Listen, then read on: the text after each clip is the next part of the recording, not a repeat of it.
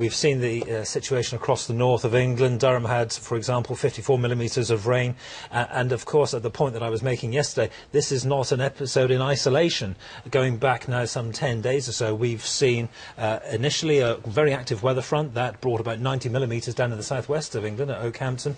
Then through the course of the weekend, we had not one but two areas of low pressure. That gave us another 60 millimetres of rain quite widely. And the north of Wales, Capel Curig, a very well-known wet spot, it has to be said, 50 millimetres of rain there again. So it's this cumulative effect, all coming on the back of a very wet summer across England and Wales, one of the wettest in a century. So it's no surprise that we see what we've seen there. I think the Environment Agency spokesman makes a very good point. It looks as though the trend through today will be to see less intense rainfall quite widely across England and Wales, and as we've heard, a little bit in Scotland too. And then the trend into the forthcoming days is going to be one of dry weather for the most part, and it will turn much, much colder. But in the short term, although the rain is going to ease up within the next 12 to 18 hours, it takes a time for rivers to respond to that sort of input of rain that we've had in recent days. And we're just seeing the Environment Agency saying that the River Thames is close to bursting banks at Oxfordshire and Berkshire. So the fact that you may not have seen a lot of rainfall does not mean you're out of the woods. Absolutely not. It's this whole thing that the Thames, see the Thames as a conveyor. It may well be that there's been an awful lot of rain in Gloucestershire some days ago. It takes a time for all the tributaries to feed into the Thames to lift the level, as you say, further downstream in Oxfordshire and Berkshire.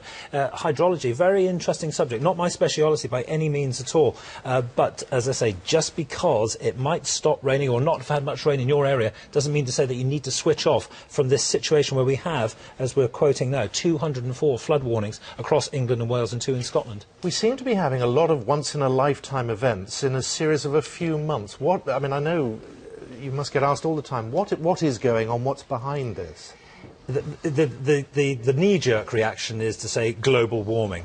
Well, I'm not certainly attributing what we've seen in the past week or 10 days to global warming. However, what I think we have established out of the pattern of global warming is that more extreme events may well happen more frequently, quite widely across the British Isles. And I suspect that that's where we are with our sum of knowledge at the moment. So, yes, in their own right, these events, not that extraordinary, but the succession of them, as rapidly as they have been, disappointing to say the very least. Yeah, and you've just mentioned the fact that cold weather is coming, and of course if you've got no electricity, if your houses are soaked, that really is miserable. That is my next concern. For example, as early as tonight, some areas will be seeing quite a widespread frost, and as we move through towards the weekend, top temperature even in the south of England, where of course we've seen extensive flooding, we may well be looking at 5 or 6 degrees by day. By night, a good deal lower than that.